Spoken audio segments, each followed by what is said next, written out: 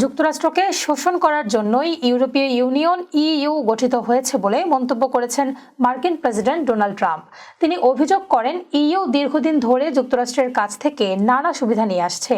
এই পরিস্থিতিতে ইউরোপীয় ইউনিয়নের পণ্য আমদানির ওপর 25% শুল্ক আরোপের প্রতিশ্রুতি দিয়েছেন তিনি। বুধবার এক মন্ত্রিসভার বৈঠকে ট্রাম্প বলেন, যুক্তরাষ্ট্রকে শোষণ করার জন্য ইইউ গঠিত হয়েছে। এটিই তাদের উদ্দেশ্য এবং তারা সেই কাজটি ভালোভাবেই করেছে। তবে এখন আমি যুক্তরাষ্ট্রের প্রেসিডেন্ট।